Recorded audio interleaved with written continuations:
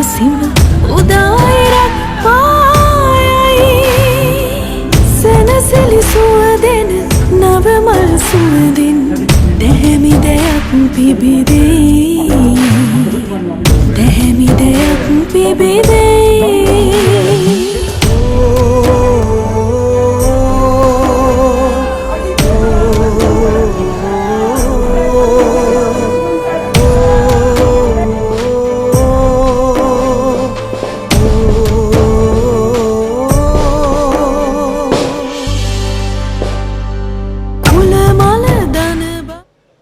पूजनीय गौरवनीय वंदनीय महासंघरत्न नवसराय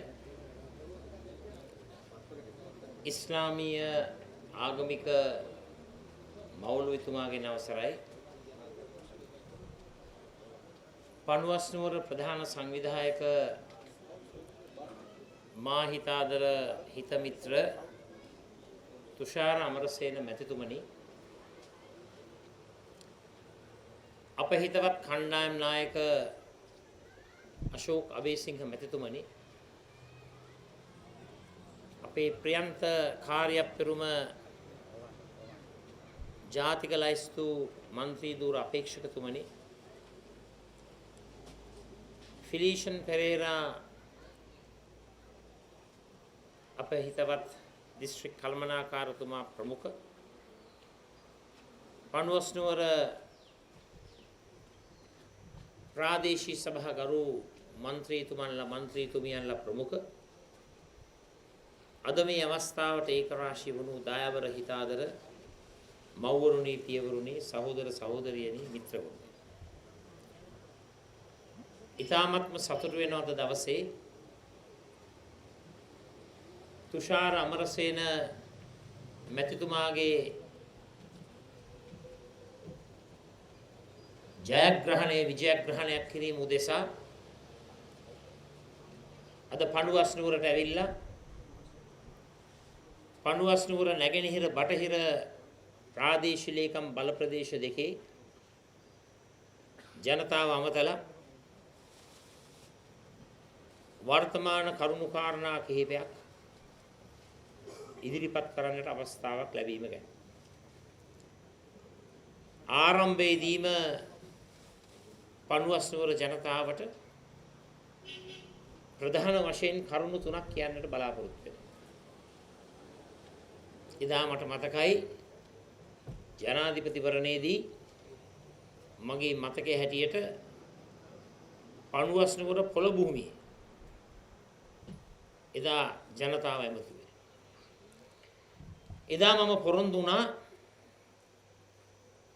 පණුවස්නුවර බල ප්‍රදේශය විශේෂිත වූ සංස්කෘතික සංචාරක කලාපයක් බවට පත් කරනවායි කිය. මම ඉඳුරාම පොරොන්දු වෙනවා තුෂාර අමරසේන මැතිතුමා අනිවාර්යයෙන්ම මෙදාපාර മന്ത്രിතුමා බවට පත් වෙනකොට අපි කෙටි කාලයක් තුල සංස්කෘතික සංචාරක කලාපය අනිවාර්යයෙන්ම ස්ථාපනය කරනවා කියන එක මම මේ අවස්ථාවේ කියන්න කැමතියි. ඒ වගේම මේ බල ප්‍රදේශයේ බුලත් වගාව ක්‍රියාත්මක වෙනවා. ලොකු ඉල්ලුමක් තිබෙනවා බුලත් වගාව සස්ත්‍රීකව ක්‍රියාත්මක කිරීම උදෙසා යම් වැඩපිළිවෙලක් ක්‍රියාත්මක කරන්නයි කියන්නේ.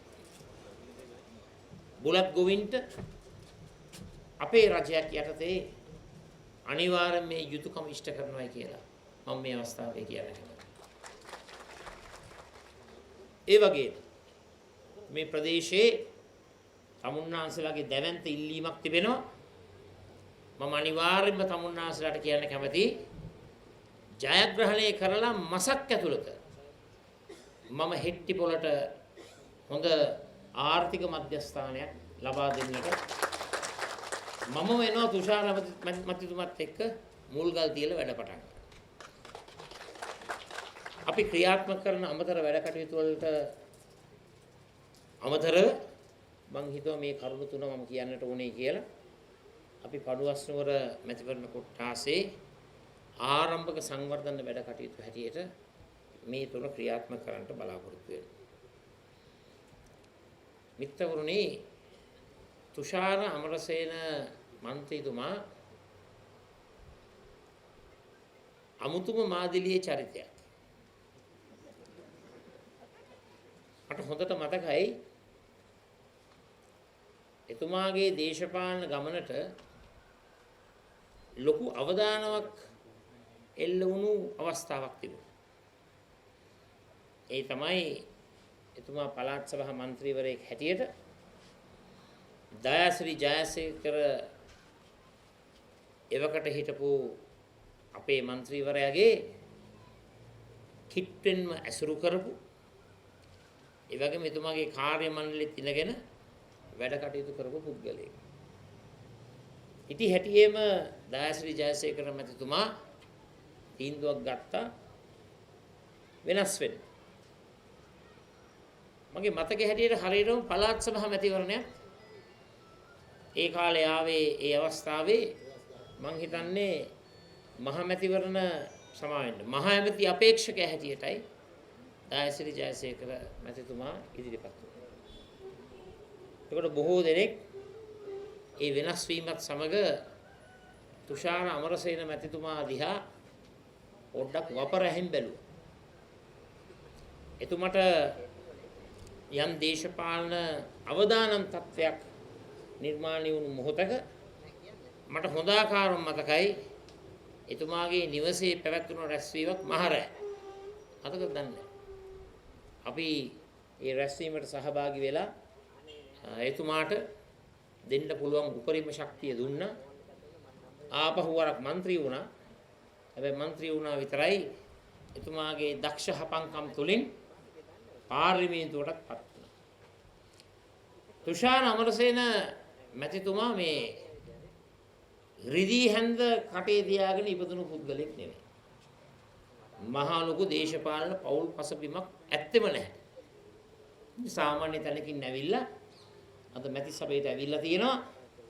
ඉතින් මම පැහැදිලිවම කියන්න කැමතියි අපේ ආණ්ඩුවක් තුල අපේ අදහසක් නැහැ එතුමාව മന്ത്രിකමේ තියන්න. එතුමා හොඳ වැඩකාරයෙක්, හොඳ දක්ෂයෙක්. අපි එතුමාට දෙන්න පුළුවන් උපරිම හයිය ලබා දෙන්න. ඉතින් මිනිස්සයා තවංකයි මාත් එක්ක කාලයක් තරහ වෙලා හිටියා මොකද්ද අර පොඩි දෙයකට. නමුත් එයා ඒ තරහ වෙච්ච දේ එලිපිටම කරා. දැන් භයානකම දේ තමයි මේ hina වෙලා මේ පිටිපස්සෙන් අනින කට්ටිය. එහෙම මිනිස්සෙක් නෙවෙයි තුෂාර අමරසේන. තරහ නම් කවදාවත් hina වෙන්නේ නැහැ. මූණ නරක කරගෙන ඉන්නවා. ඒ තමයි තුෂාර අමරසේන. ඒ නිසා අර ඉංග්‍රීසි භාෂාවෙන් තියෙන වචනයක් genuine. genuine කියන්නේ ඇත්ත වශයෙන්ම මුසාවක් මුලාවක් නැහැ. කියන්න තියෙන දේ මූණටම කියනවා. ඉතින් මම බොහෝම කැමතියි මේ වගේ පුද්ගලයෝ. හැබැයි මම එයාට කියනවා ආයේ මාත් එක්ක තරහ වෙන්න එපයි කියලා. ඉතින් මම තමුන්නාන්සලට කියන්න කැමතියි තුෂාර අමරසේන මැතිතුමා අනිවාර්යෙන්ම පාර්ලිමේන්තුවේ සිටිය යුතු පුද්ගලයෙක්. මම කවදාවත් අමතක කරන්නේ ඇත්තටම මේ දිස්ත්‍රික්කේ අපිට හිටපු മന്ത്രിවරු 6 දෙනාගෙන් 5 දෙනෙක් අපේ අශෝක් අබේසිංහ මැතිතුමා නායකත්වය ගත්ත ඒ වැඩේට කුරුණෑගල රැස්වීම. මේක ජනාධිපතිවරණ නෙවෙයි ජනාධිපතිවරණ අපේක්ෂකත්වය වෙනුවෙන් රැස්වීම. මට තිබ්බනේ තරඟ දෙකක්. මට තමයි මේ ජනාධිපතිවරණ තරඟට ඉස්සෙල්ලා තවත් තරඟයක් තිබ්බා. ඒ ඇත්තටම අශෝක් අබේසිංහ මැතිතුමා ඇතුළු ඒ කණ්ඩායම මේ වැඩේ කරනකොට මතක් කරන්න ඕනේ තුෂාර අමරසේන මැතිතුමා, අපේ නලින් බණ්ඩාර මැතිතුමා, ජේ.සී. අලවතුල මැතිතුමා, ඉන්දික බණ්ඩාරනායක මැතිතුමා, ඒ කණ්ඩායම අර තුෂාර මැතිතුමා සඳහන් කරපු හාදේ ඇරුණකොට අනිත් ඔක්කොම අපි වෙනුවෙන් පෙනී හිටියා. ඒ නිසා අපේ තුෂාර අමරසේන මැතිතුමා මේ සවුන්ඩ් එක මොනවද වෙනවා වගේ මම හිතනවා. පොඩ්ඩක් ඒ විදිහටම තියාගන්න සමානයි. අපේ තුෂාර අමරසේන මැතිතුමා අපිට දැවැන්ත හයියක් ලබා දුන්නා. ඒ නිසා මම එක කිසිදාක අමතක කරන්නේ අපි එතුමාව ගෙනියන්න ඕන තැනට ගෙනියනවායි කියලා මම නැවතත් වරක් කියනවා. හිතාදර මිත්‍රවරුනි, අද දේශපාලන ශාස්ත්‍රයක් අපේ රටේ තත්ත්වය දිහා බැලුවහම හැම දෙයක්ම අවිනිශ්චිතයි, ව්‍යාකූලයි, අස්තිර භාවයකින් වැඩ කටයුතු සියල්ලක්ම සිද්ධ වෙනවා. මීට දින කිහිපයකට පෙර ජාත්‍යන්තර ආයතනයක් තිබෙනවා යුනිසෙෆ් කියලා. යුනිසෙෆ් ආයතනය අපේ රටේ සංගණනයක් කරලා තියෙනවා. යුනිසෙෆ් ආයතනය කරපු සංගණනයෙන් ඒ අය එහි ප්‍රතිඵල නිකුත් කරා පහුගිය දවසේ. විශ්වාස කරන්න, අපේ රටේ ජනගහනය මේ වෙනකොට 30%ක් හාම තියෙන්නේ. 30%කට Taman ලබාගත යුතුව තිබෙන ආහාර පාන ලැබෙන්නේ නැහැ. එතකොට මේ තත්ත්වය එන්න ඉහළ යනවා. දැන් අගෝස්තු මාසෙ වෙනකොට මේක වැඩි වෙනවා. සැප්තැම්බර් වෙනකොට තවත් වැඩි වෙනවා. ඒකනේ මේ හාදියොන්ට මේ ලොකු කුලප්පුවක් නිර්මාණය වුණේ ඉක්මනින් මැතිවරණයක් තියන්න. තත්ත්වය භයානක වන්නට පෙර මැතිවරණය. සහ මැතිවරණින් 3න් 2 ලබා ගැනීම. ඉතින් මිත්‍රවරුනි, රටක ජනගහණයෙන් 30%ක් හාමද ඉන්නවයි කියන එක මහ බරපතල තත්ත්වයක්. මේ රජයට කිසිම අවබෝධයක් නැහැ මේ තත්ත්වය පාලනය කරන්න. ආර්ථිකය නැත්තරම නැති වෙලා. ජනතාවගේ අතේ මුදල් නැහැ. ව්‍යාපාර කඩන් වැටිලා. ස්වයං රැකියා කඩන් වැටිලා. ආණ්ඩුවට කිසිම වැඩපිළිවෙලක් නැහැ මේ ජීවනෝපායන් ශක්තිමත් කරන්න. දැන් බලන්න, ලෝකෙම තෙල් මිල අතුලටම වැටිලා. අපේ රටේ ආණ්ඩුව විතරක් කියනවා මාස 12කට තෙල් මිල වෙනස් කරන්න නැහැ. එහෙම කියලා කැබිනට් තීන්දුවකුත් අරගෙන. මේ ආණ්ඩුව කැබිනට් තීන්දුවක් අරගෙන අවුරුද්දකට තෙල් මිල වෙනස් කරන්න නැහැ කියලා. ප්‍රශ්නයක් නැහැ. අපි 5 වෙනිදාට දිනනවා. අපි ආණ්ඩුව පිහිටවනවා. ආණ්ඩුව පිහිටවනකොට පැය 24ක් ඇතුළත තෙල් මිල අඩු කරනවායි කියලා මම තමුන්නාන්සලට කියන්න කැමතියි. අපි අඩු කරලා පෙන්නන්න. ඒක තමයි අපේ ආණ්ඩුවක් තුල ශනිකවම ලබා දෙන සහනය. ඒ වගේම තමුන්නාන්සලා දැක්කද මීට සති කිහිපයකට පෙර පොල්ගෙඩි අකුරෙන් යනවා පත්තරවල. ඒ වගේම රාත්‍රී ප්‍රවෘත්ති විකාශය හෙඩ්ලයින් 104 පොලියට සහන පොලියට ණය ලබා දෙනු ලැබේ. කුඩා හා මධ්‍යම පරිමාණයේ කර්මාන්ත කරුවන්ට ඉමහත් සහන, ව්‍යාපාරිකින්ට ඉමහත් සහන ලබා දෙනු ලැබේ. ස්වයංරැකියා ලාභින්ට ඉතිහාසයේ ප්‍රථම වතාවට 104 පොලියට සහන. සාමාන්‍ය ජනතාවට ආර්ථිකය ගොඩනගා ගන්නට 104 පොලියට සහන. ඔහොම ලොකුවට හෙඩ්ලයින් ගියා. දැන් මම කැමති මේ අවස්ථාවේ අපේ මාධ්‍යවේදීතුමන්ලත් ඉන්නවා, මාධ්‍යවේදිනියන් දෙපළකුත් ඉන්නවා. පොඩ්ඩක් මේ පණුවස්න වලින් මෙතනට ආපු අපේ ජනතාව ඔය 104 සහන පොලිය ලැබුණු අය පොඩ්ඩක් අත් උස්සන්නකෝ බලන්න. මන් දිහා බලන්න එපා, පොඩ්ඩක් බලන්න අපේ ජනතාව දිහා. කාටද හම්බුනේ 104 සහන පොලිය ණය? කවුරු හරි ඉන්නවද? කවුරුත් ඉන්නවද? එක්කෙනෙක්වත් නැහැ. එක්කෙනෙක්වත් නැහැ. දැන් මට පොඩ්ඩක් කියන්නකෝ බලන්න මේ 104 සහන පොලිය නොලැබුණු අය පොඩ්ඩක් අත් උස්සන්න බලන්න. ලැබුණ නැති අය. මේක පෙන්වන්න ඕනේ මුළු රටටම. කාටද 104 සහන පොලිය ලැබුණ නැත්තේ? මම ඒකට එනවා මම පොඩ්ඩක් ඉන්න. තාම එතනට ආවේ නැහැ. ඔන්න ඇත්තම කතාව. අම්මු පට්ටපල් බොරු. මම තමුන්නාන්සලට කියන්න කැමතියි. 5 වෙනිදාට ජයග්‍රහණය කරනකොට 104 සහන පොලි ණය ඒක හොඳ ව්‍යාපෘතියක්. හැබැයි ඒක මහ පොළවේ ක්‍රියාත්මක කරන්නේ සමගි ජන බලවේග ආණ්ඩුවයි කියන එක මම තමුන්නාන්සලට කියන්න කැමතියි. තමුන්නාන්සල දන්නවද මේ වැඩසටහන ප්‍රසිද්ධියට පත් කරන් පස්සේ බොහෝ දෙනෙක් ගිහිලා තියෙනවා බැංකුවලට. බැංකුවලට ගියාම මොනවද අපේ බැංකුවේ කළමනාකාරවරු කියලා තියෙන්නේ? මේ මහත්තයෝ මේ ආණ්ඩුව කිව්වට ඔහොම කරවන්න බෑ. ඔයා කරුණා කළා සින්නක් කර ඔප්පු අරන් එන්න. ඔයා කරුණා කළා රජේ අපකරුවෝ දෙන්නෙක් අරන් එන්න. එතකොට කොරනවද නැද්ද කියලා අපි හිතලා බලන්න. දැන් ඕක අහගන්නද නොවැම්බර් 16 වෙනිදා මහා තේජස්වන්ත කෙලින් තීන්දුව ගන්න යකඩ කොන්දක් තියෙන අලුත් ආණ්ඩුව බිහි කරේ ඕක අහගන්නද? ඔබතුමාලා දන්නවද? එංගලන්තේ මහ බ්‍රිතාන්‍ය මේ වගේම සහන පොලි ණයක් දෙනවා. දන්නවද කවුද අප වෙන්නේ කියලා? දන්නවද? එංගලන්ත ආණ්ඩුව government guaranteed loan කියලා කියන්නේ. රජය අප වෙන්නේ. රජය අප වෙලා බැංකු වලට කියනවා දෙන්න ජනතාවට සහන පොලි ණය. මොනවද? මේ කඩා වැටුණු ආර්ථිකයේ ගොඩ ගන්න.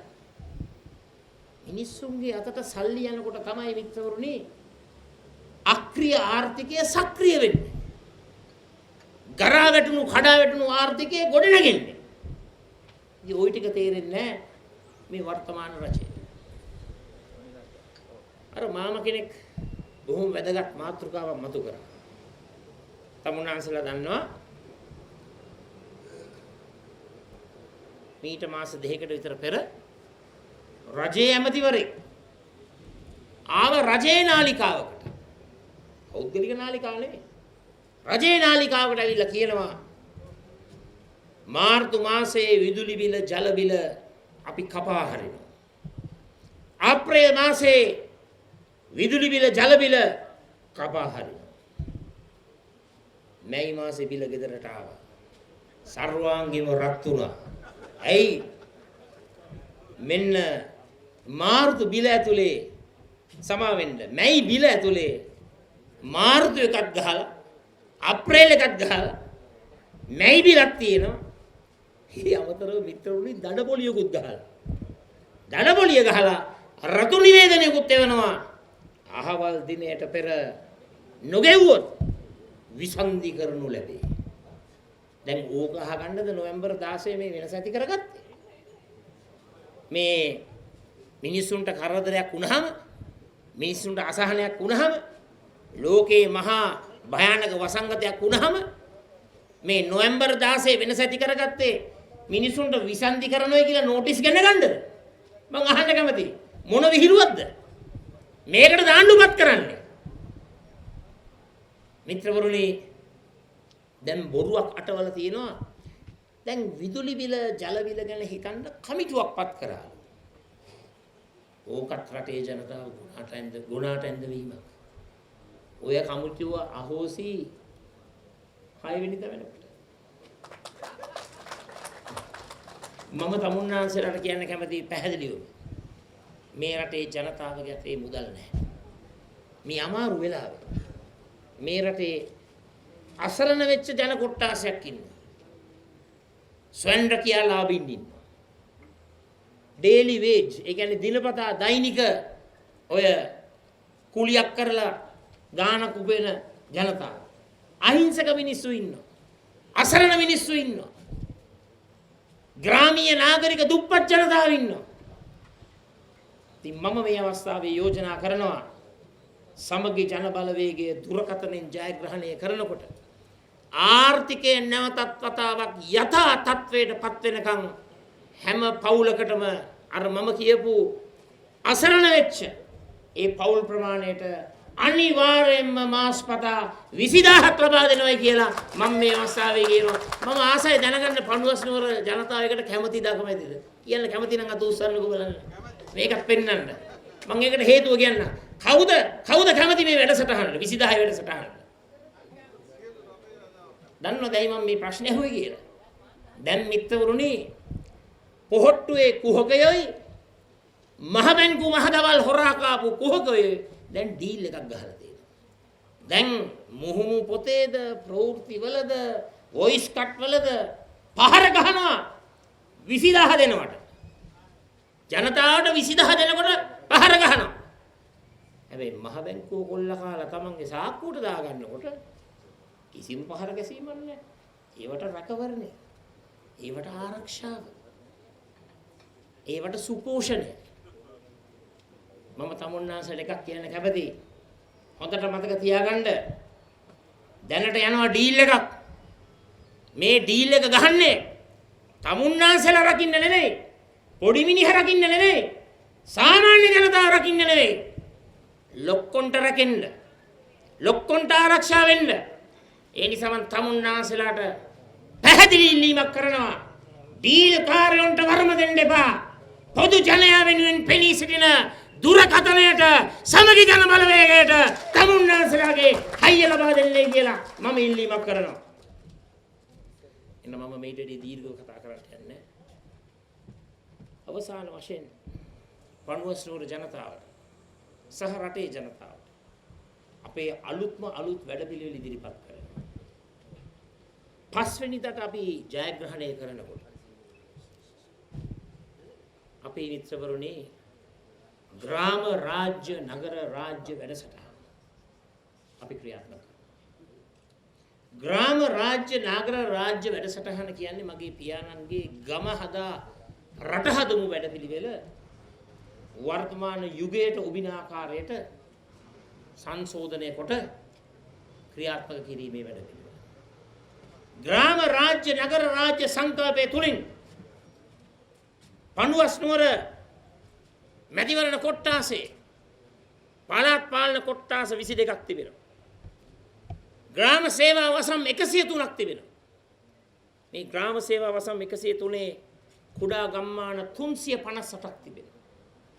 මේ 358ම සහ උපනගරවල ග්‍රාම රාජ්‍ය නගර රාජ්‍ය වැඩසටහන ආරම්භ කරලා හැම ගමකම ජනතාව ඉල්ලන දේ ජනතාවගේ යෝජනා දේශපාලන අධිකාරී නායකත්වයෙන් ක්‍රියාත්මක කරන්න අපි කටයුතු කරනවා. මේකේ වැදගත්ම වැඩේ තමයි නවීන තොරතුරු තාක්ෂණය උපයෝගී කරගෙන රටේ අගමැතිවරයා මේ රටේ ග්‍රාම සේවා වසම් 14022න් කුඩා ගම්මාන 51000ම සංවර්ධන වැඩ කටයුතු තමන්ගේ පුද්ගලික අධීක්ෂණය යටතේ ක්‍රියාත්මක කිරීම.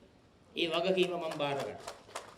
ඒ නිසා තමුන්නාන්සලා සියලු දෙනාම පණුවස්නුවරින් අපිට ලොකු හයියක් ඕන. අපිට ලොකු ගැම්මක් ඕන. මිත්‍රවරුනි ඔය අනිත් පාර්ශ්ව වලින් වැඩක් නැහැ. අර ඩීල් පාර්ශ්වයේ වැඩකටම වැඩක් නැහැ. ඒක බොඳ වෙනවා. ඒක දිය වෙනවා. පස්වෙනිද අපි දිනනකොට මහගෙදර වගකීමක් මම බාර ගන්නවා කියලා මම තමුන්නාන්සලට කියන්න කැමතියි. ඒ නිසා එතනට කතිර ගහලා වැඩක් නැහැ.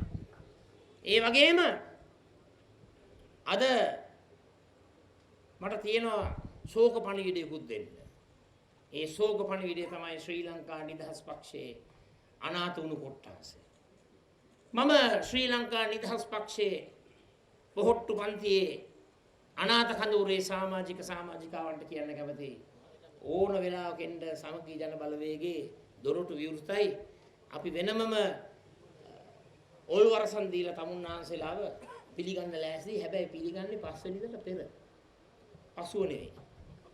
මොකද අපේ ඩීල් නැහැ. එන කවුරු හරි ඉන්නවනම් එන්න පස්වෙනිදට ඉස්සෙල්ලා. එතකොට අපිට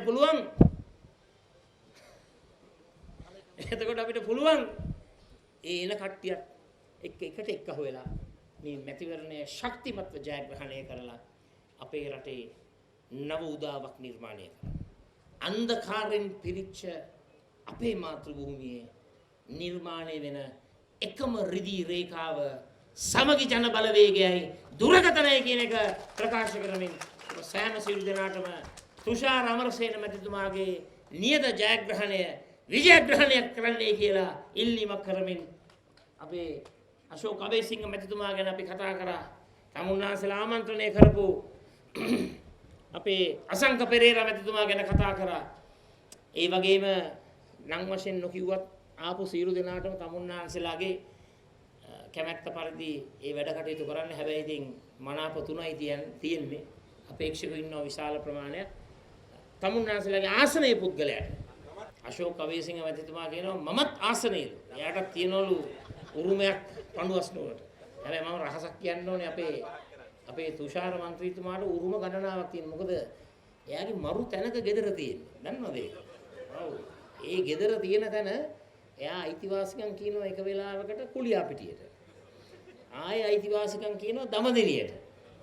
ඊළඟට කොහෙද බින්ගිරිය? කාටුගම්ප. කටුගම්පල ලොක්කත් එක්ක මෙයාත් අයිතිවාසිකම් කියනවා. හොඳ.